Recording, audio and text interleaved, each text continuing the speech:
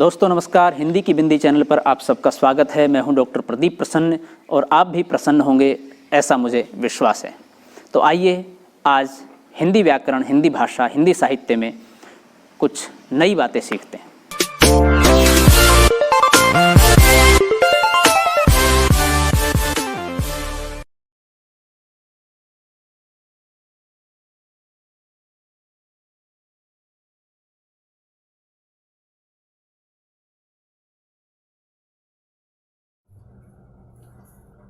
विद्यार्थियों, आज की वीडियो हम बना रहे हैं कक्षा 12 की पाठ्य पुस्तक हिंदी की अंतराल भाग 2 पाठ बिस्कोहर की माटी को हम पढ़ेंगे, उसका अर्थ विश्लेषित करेंगे, उसकी व्याख्या करेंगे। जहाँ कहीं भी कठिन वाक्य या जटिल वाक्य आएंगे उनको समझाने का प्रयास करेंगे। वीडियो यदि बहुत लंबी रही तो 2 पार्ट में बनाएंगे इसको, और एक अलग से पार्ट बनेगा इस पाठ के प्रश्नोत्तरों का, और साथ ही पाठ का सार और लेखक का परिचय भी उसमें रहेगा।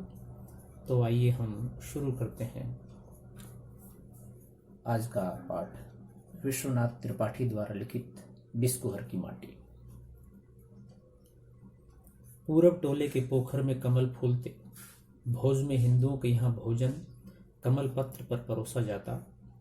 कमल पत्र को पुरीन कहते हैं, कमल के नाल को भसीन कहते हैं। आसपास कोई बड़ा कमल तालाब या लेमड़ी का ताल, अकाल पड़ने पर लोग उसमें से भसीण यानी कि कमल ककड़ी खोदकर बड़े बड़े खांचों में सर पर लादकर खाने के लिए ले जाते। कमल ककड़ी का सामान्यतः अभी भी गांव में नहीं खाया जाता। कमल का बीज, कमल गट्टा जरूर खाया जाता है। कमल से कहीं ज्यादा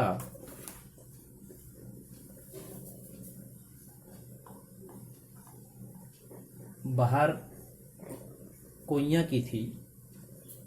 कोइयां वही जल पुष्प है जिसे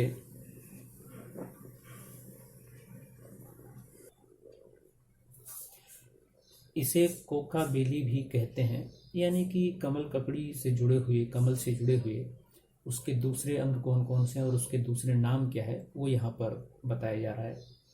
शरद में जहाँ भी गड्ढा और उसमें पानी होता है, कोइयाँ फूल उठती है तुरंत। जैसे पानी एकत्रित हुआ किसी गड्ढे में, फूल उठती है। रेलवे लाइन के दोनों ओर प्राय गड्ढों में पानी भरा रहता है।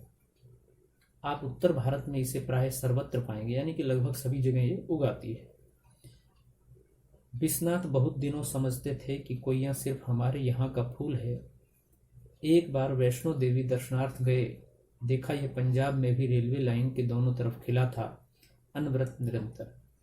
ऐसा बच्चे कई बार समझते हैं, जो कुछ फूल, कुछ पुष्प, कुछ खेती उनके यहाँ होती है, और जब उनका बाहर गमन नहीं हो पाता है किसी कारण से, तो तब तक वो यही समझते हैं कि ये सिर्फ हमारे यहीं पैदा होता है। लेकिन जब बाहर निकलते हैं तो आभास होता है कि ये तो सर्वत्र जगह पर या अन्यत्र जगह पर भी पाया जाता है। शरद की चांदनी में सरोवरों में चांदनी का प्रतिबिंब और खिली हुई कोइयां की पत्तियां एक हो जाती हैं, एक समान लगती हैं। इसमें गंध को जो पसंद करता है वही जानता है कि वह क्या है, यानी कि उसको पहचानना गंध के हिसाब से निर्भर करता है। इन्हीं दिनों तालाबों में सिंघाड़ा आता है। सिंघाड़े के भी फूल होते हैं उजले, और उनमें गंध भी होती है। सर्दी के मौसम में सिंघाड़ा आता है, आप लोगों ने खाया होगा। विश्वनाथ को सिंघाड़े के फूलों से भरे हुए तालाब से गंध के साथ एक हल्की सी आवाज भी सुनाई देती थी।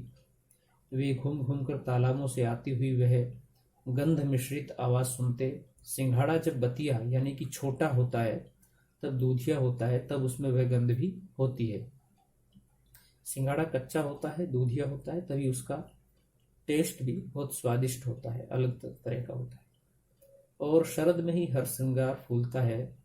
पितरपक्ष यानी कि पितृपक्ष में मालिन दाई घर के दरवाजे पर हर श्रृंगार की राशि रख जाती थी तो खड़ी हो बोली हुई।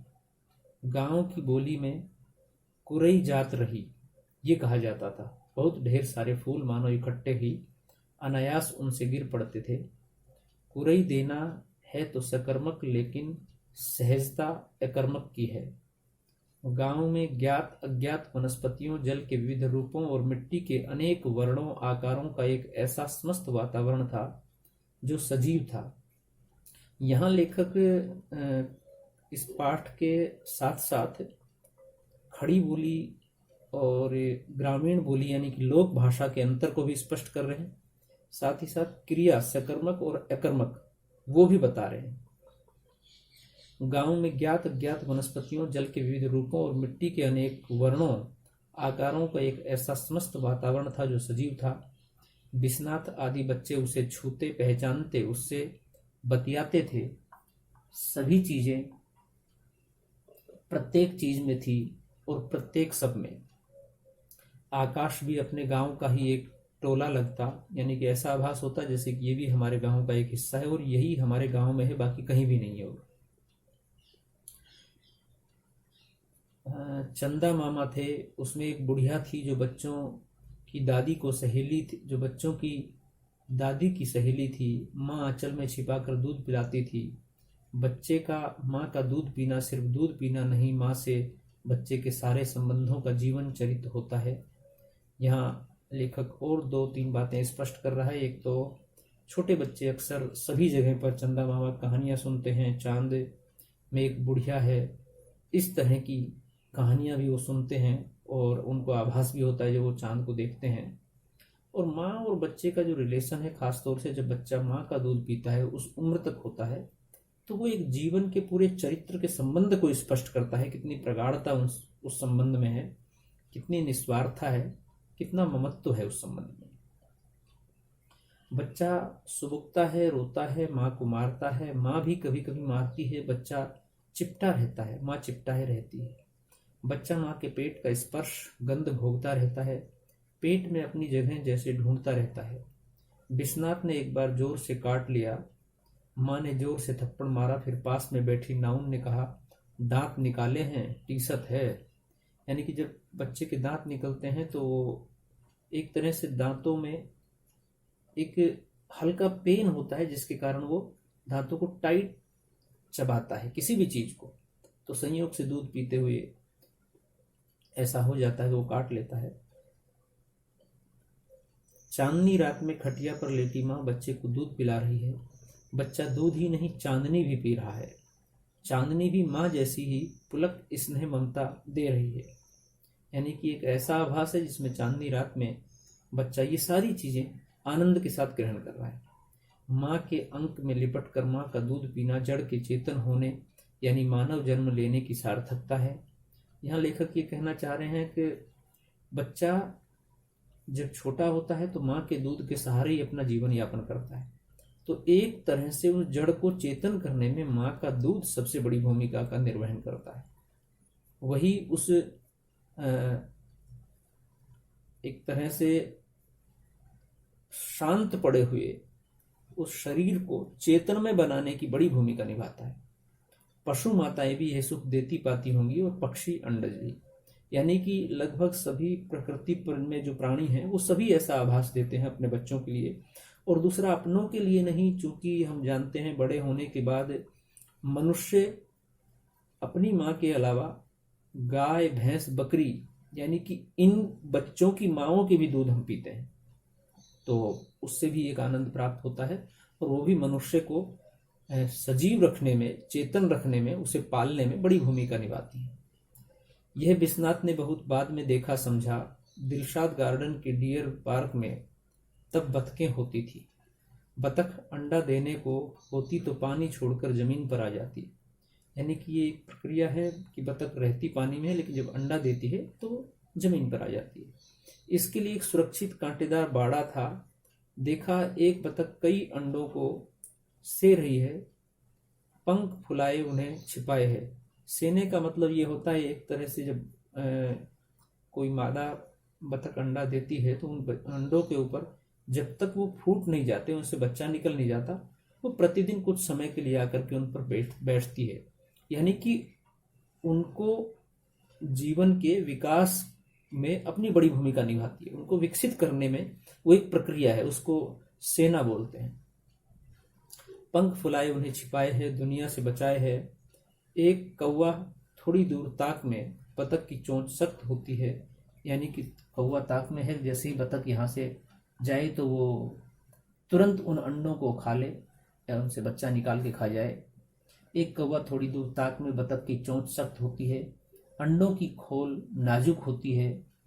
कुछ अंडे बतख माँ के डैनों से बाहर छिटक जाते हैं, यानी कि बतख के पंखों से इधर उधर निकल जाते हैं, सारे उसके नीचे नहीं आते। कई बार बतख उन्हें चोंच से इतनी सतर्कता कोमलता से डैनों के अंदर फिर छुपा लेती थी कि बस आप देखते रहिए, यानी कि इतनी आसानी से और इतनी एक तरह से चालाकी से कि आपको आभास ही नहीं होगा, और इतनी सहजता से चोंच से कहीं अंडे फूटे नहीं। कुछ कह नहीं सकते, इसे सहज सारद भी नहीं बयान कर सकते। और माँ की निगाह कौवे की ताक पर भी थी। कभी कभी वह अंडों को बड़ी सतर्कता से उलटती पलटती थी, यानी कि उससे बचाने के लिए। किसने दी बिस्नाथ की माँ और बतख की माँ को इतनी ममता? जैसे पानी बहता है, हवा चलती है, वैसे ही माँ में बच्चे की ममता। प्रकृति में ही सब कुछ है। यहाँ लेखक एक तरह से पशु पक्षी मनुष्य सबको समान दृष्टि से देखने के भाव को स्पष्ट करते हुए कहते हैं कि चाहे किसी पक्षी या पशु की माँ हो या मनुष्य की माँ हो, विश्वनाथ की माँ हो, सब में ममता का जो भाव है वो प्रकृति ने समान रूप से सब में भर दिया है। जड़ चेतन में रूपांतरित होकर क्या क्या अंतर्बाह्य गढ़ता है, लीलाचारी होता है। गुरुवर हजारी प्रसाद द्विवेदी प्राय कहते हैं। अब यहाँ पर गुरुवर हजारी प्रसाद द्विवेदी कौन है? विश्वनाथ त्रिपाठी जो इस रचना के इस पाठ के लेखक हैं, उनके गुरु हैं, जो हिंदी साहित्य के बड़े आलोचक उपन्यासकार हुए हैं, उनके वो हैं। क्या यह सब बिना किसी प्रयोजन के है, बिना किसी उद्देश्य के है? अर्थात कोई ना कोई उद्देश्य इसमें जरूर निहित होगा, छिपा होगा कोई महान निहित उद्देश्य या प्रयोजन।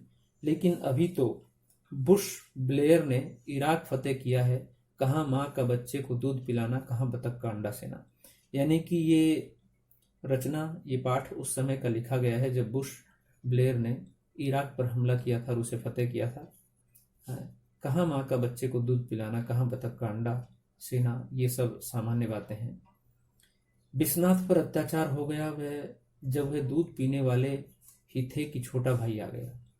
विश्वनाथ दूध कटा हो गया, अर्थात अब जो छोटा भाई आ गया तो सामान्य सी बात है, उसकी देखभाल होगी, उसे दूध पिलाया जाएगा। वो थोड़ा बड़ा हो गया तो उसे पतली दाल, छाछ, दही, चावल, छोटी छोटी रोटी, इस पर निर्भर रहना पड़ेगा। तो ये सब स्थिति है। माँ के दूध पर छोटे भाई का कब्जा हो गया। छोटा भाई हुमक हुमक कर अम्मा का दूध पीता और विश्वनाथ गाय का बेस्वाद दूध। कसेरिन दाई पड़ोस में रहती थी। विश्वनाथ को उन्होंने ही पाला पोसा। सुई की डोरी से बनी हुई कथरी सुजनी कहलाती है। साफ सफाक सुजनी पर कसेरिन दाई के साथ लेटे 3 बरस के विश्वनाथ चांद को देखते रहते। लगता है उसे हाथ से छू रहे हैं, उसे खा रहे हैं, उससे बातें कर रहे हैं। वह धुक धुक करके चलता रहता, बादल में छिप जाता, फिर उसमें से निकल आता। इमली के छतनार पेड़ के अंतरालों से छनकर चांदनी के कितने टुकड़े बिखरते। शीशम की फुनगी को चांदनी कैसे चूमती, यानी कि उसको ऐसा आभास होता कि जैसे चांद उतर आया है और इन पेड़ों की फुनगी के ऊपर ही अटका हुआ है। ये सब आभास उसको होता था। फूलों की बात हो रही थी, कमल, कोइया, हर सिंगार की, लेकिन ये तो फूल हैं और फूल कहे जाते हैं। ऐसे कितने फूल थे जिनकी चर्चा फूलों के रूप में नहीं होती और हैं वे असली फूल। तोरी, लौकी, भिंडी, भटकटैया, इमली, अमरूद, कदम, बैंगन, कोहड़ा, काशीफल, शरीफा, आम के बोर, कटहल, बेल, बेला, चमेली, जूही वाला बेला नहीं, बेल वाला बेला, अरहर, उड़द, चना, मसूर, मटर के फूल, सेमल के फूल, कदम के फूलों से पेड़ लदबदा जाता है।